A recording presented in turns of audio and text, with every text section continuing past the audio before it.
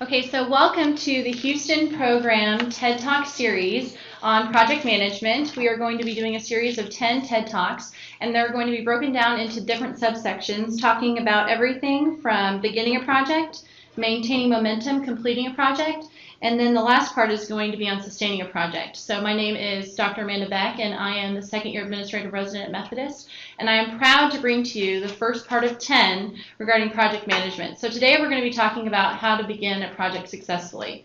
And when you look to the literature, there's not really a great literary resource out there to state, hey, this is project management and this is how you should do it. So as a second year resident, I started to ponder on, well, what has made me successful in project management? And I think one of the first things that's made me successful is by thinking about myself first. So one of my favorite books is The 7 Habits of Highly Effective People. Before we go into how to effectively start a project, it's really important to think about these 7 habits because they translate directly to successful project management. So we're going to go through each of these steps quite quickly today, but I want you to be reflecting upon, as we're going through these, how have you done one of these habits and has that correlated to directly to some of the results that you've seen in your project management. The first of these steps is being proactive. And I love this step because it's really important to not sit and wait and be reactive for something to happen. Planning is everything, and if you can be proactive about taking action on a problem or starting a project in the beginning, then you can help your team be more successful and prevent you from fighting fires, but rather starting solutions. The second step is beginning with the end in mind.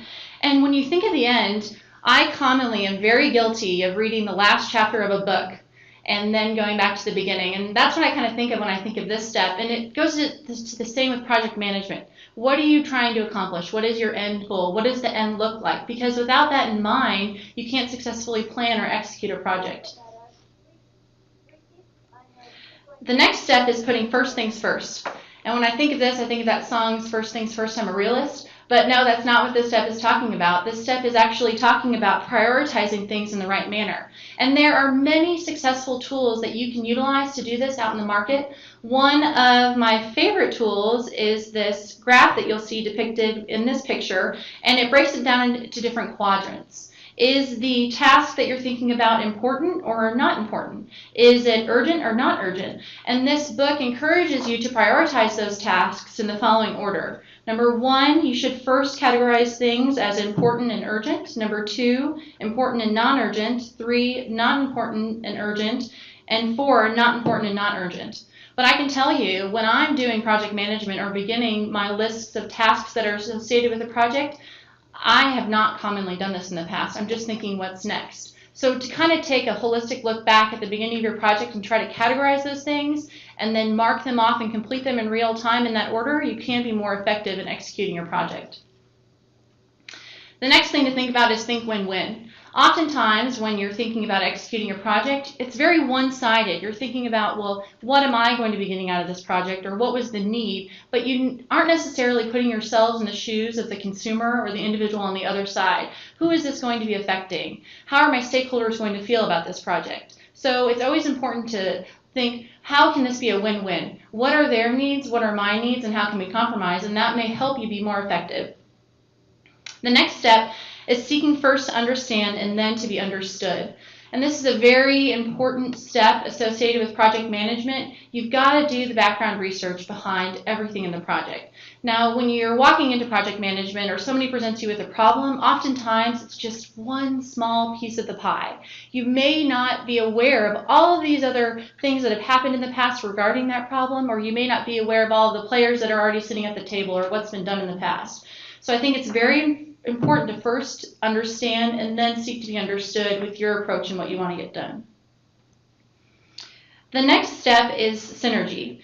And this step is very applicable to one thing that we're going to talk about in project management, and that's setting up your team. So when you're setting up your team, a really important part of that is identifying what are the strengths of the individuals on your team and how are you going to leverage those strengths. How can you assign a person to a task within your team that is not only going to benefit you, but plays to their strengths. You shouldn't be assigning somebody, and we'll talk about this a little bit later in project management and setting up your team, but you shouldn't be assigning somebody who's really good at public speaking to being behind a desk. And you can kind of get my drift here, but it's really important. Do I truly understand my team members? Do I understand what they're really good at, and how can I leverage that? And it's very transitional to project management. The next one is sharpen the saw. Now this one I didn't think was as applicable to project management, but when I think of sharpen the saw, this is caring for yourself first and thinking, are you in the right mindset to go into this project? So first take care of yourself and then others. So now that we've talked a little bit about these 7 habits of highly effective people, let's dive into project management. And again, I hope you've gotten that this really starts with you. You've got to think about, am I exuding habits that are effective for project management? And if you are, then I hope that the beginning of your project will be successful. So I don't know how many of you are familiar with this individual. His name is Simon Sinek, and I hope I didn't pronounce that incorrectly, but he is a motivational speaker and an entrepreneur, and he has a very interesting TED Talk called The Golden Circle. And I'm not sure how many of you are familiar or watched this TED Talk by a raise of hands in the room. So only a few. But Simon has a very interesting theory. And his theory revolves around this image right here. And he says time and time again, people will not buy what you do, but they will buy why you do it. And oftentimes people think from the outside of the circle in. So they're going to think, okay, well, what do I need to do? How am I going to do it? And then why am I doing it? But very rarely do people think from the inside out. And his argument is that the part of the brain that thinks about the why in your hypothalamus is also directly correlated to your actions. And so if you can convince people of your why, then you're going to be more effective at things such as project management, because people do not buy what you do, but they buy why you do it. So start with the why in mind when you're doing project management. The next step we're going to talk about is, the beginning of any project, which is brainstorming. And when I think of brainstorming, I'm like, oh my God, there are so many different ways to brainstorm. And I think this is important to talk about because as I was researching this, there are so many methods that I wasn't even aware of. So we're going to go through 4 of those methods today, but I want you to think about, okay, have I used a method in the past that's been very effective, or would it have been better if I would have used a different method to kind of brainstorm around the problem? So before we get started, I want to just share the definition of brainstorm. It's not a storm in your brain, but the definition is to produce an idea or way of solving a problem by holding a spontaneous group discussion. I thought it was very interesting that the word spontaneous was included in this definition, because all of the brainstorming sessions that I've been involved in have been intentional, not necessarily spontaneous. So the first method that's pretty well known is brainwriting. And in this method of brainstorming, what you do is you hand out sticky notes to all of the individuals in your brainstorming group. And then you propose the problem. And then you have them write down all of their ideas individually on these sticky notes, not sharing amongst the group at all. After they've successfully done this, then you can do multiple things with that. You can either have them share out loud, or another method that I like about brainwriting is have each member of the team go up on the wall, place the sticky notes in a order or in groups that they think correlate, and then have the next member of the team place their sticky notes on the wall. And then once everyone has done that, you can actually invite individuals to go up and rearrange the ideas. And the key to this is you're actually developing groups of thoughts or ideas or solutions to the problem that everyone's saying the same thing, but you're corresponding those into groups together. The next interesting brainstorming session is round robin brainstorming. And in round robin brainstorming, what you do is you put everybody in a chair, preferably in a circle, and you go around the circle and you share an idea. But the brainstorming session is not allowed to end until everybody in that round robin circle has shared a solution to the idea. And so this is more of a verbal type of brainstorming, and it's really effective. If you have a group of individuals who aren't necessarily type A, they may be more afraid to share their ideas, but this actually forces everybody to contribute and gives them an equal opportunity to share their thoughts. The next one is called starbursting. And I was like, man, starbursting, I've never heard of starbursting. What do? Pass out starbursts and ask them to share something about themselves? No, in reality, that is not what you do in starbursting. So starbursting is actually a really fun method where you start with the who, what, when, where, and why of an issue.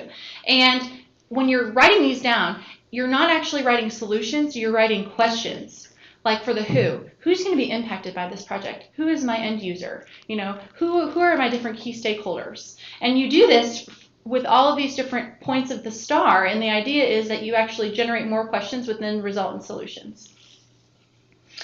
And the last method that I really think is very interesting is called the step ladder technique. I had never heard of this before, and I've never utilized this, but they say it's really good for if you have a group of individuals where you have a few dominating personalities in the group, where you feel that not everybody's contributing. So in the step ladder technique of brainstorming, what you do is you get everybody in a room, and you've got a leader who proposes the problem. And you say, okay, everybody quietly think of your solution to this problem or how you think we should tackle this. Then you invite everybody to go outside of the room and you leave 2 people in the room. Those 2 people inside of the room then share their thoughts about what they think they should do to solve that problem. Then one by one you invite one person in from this step ladder from the outside, and they're not talking outside. And then before the 2 people who are inside the room can say anything, the person who just walked in has to share their thoughts. And then they converse about what they've already discussed or what the other one had brought in. So it's a really interesting way to get additional perspectives without other people being influenced by what has already been discussed. So now you've got your big idea of how you're going to execute this amazing project. But what now? Well, what do you need to do in project management? And the answer to that is you need to get your stakeholders on board. And, they may be people who are literally holding stakes, but these stakeholders are actually individuals who you need to convince. They're going to be your investors in your project. They're going to be your key individuals that you need on board to be successful. So I looked up some tips on how to be successful with stakeholders. And, of course, start with the why. That's the first thing that I actually found a literary reference for, which was ironic because the individual that we talked about earlier, Simon, also stated to start with the why. Because people will not believe what you do, but they believe why you do it. The next thing is to look for common ground. Now, when you think of this, what are you thinking about? Well, I hope you're thinking about the 7 habits that we talked about earlier and the win-win. That's the same thing here, looking for common ground with your stakeholders to get their input.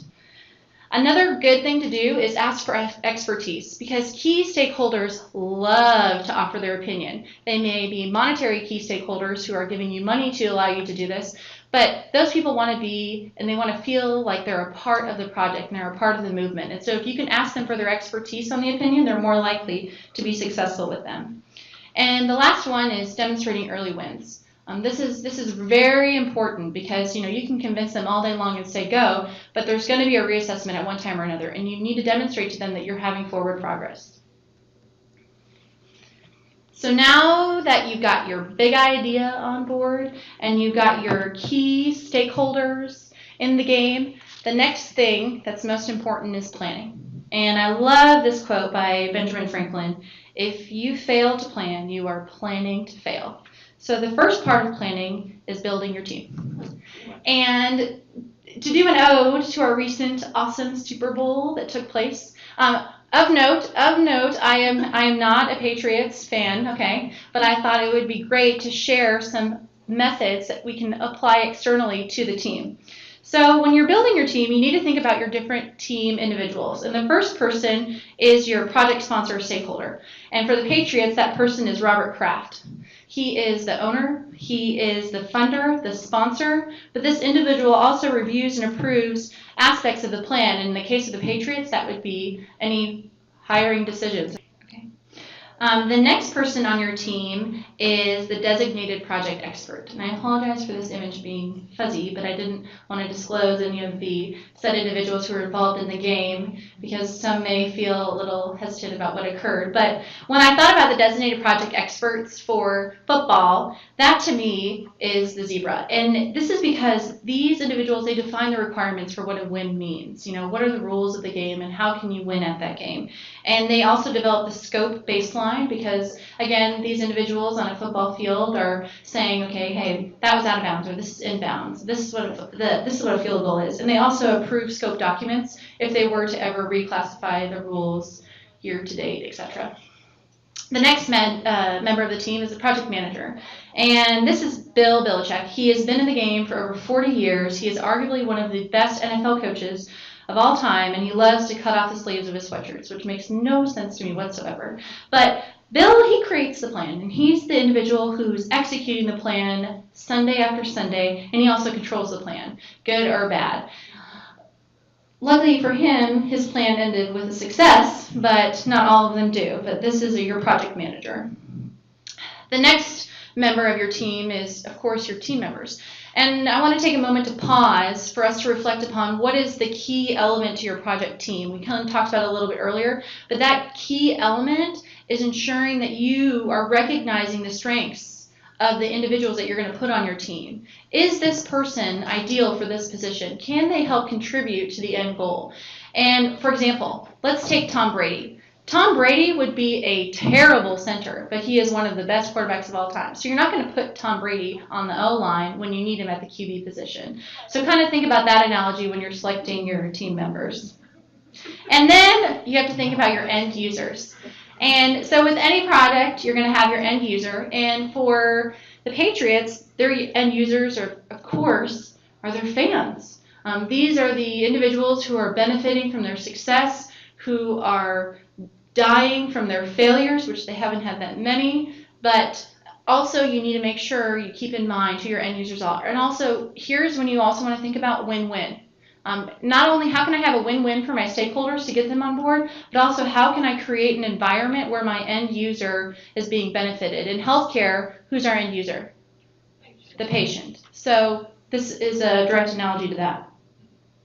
And of course, you have your others. Now, your others are kind of like the outside individuals who are indirectly affected by your project. So in the game of football, these are the photographers. For example, if you make an amazing catch, that's going to move the photographer to move to a position. Or if you do really well, then that photographer's salary at the end of that month, if he got that awesome shot, is going to be affected. In addition to that, your announcers are other users in the game of football because these individuals' success rides on their knowledge of your team's performance and how they communicate that to, again, the end users, which is the fans. Step 3, so we've gone through 2 steps. The first step was brainstorming. The second step, actually, we've maybe gone through 4. I kind of added in brainstorming there because I thought it was good. But the first step, according to project management, is really getting your key stakeholders on board. And then it's defining your team. And step 3 is holding a kickoff meeting. So for the football fans in the crowd, kickoff is spring training. And this is a picture of Patriots spring training that occurred this last year. But what do you think they're doing at spring training? Or what should they be doing at spring training according to the 7 habits of highly effective individuals? The answer to that is keeping the end in mind. And obviously Bill Belichick did a wonderful job of doing that, keeping the end in mind, because they were successful this year.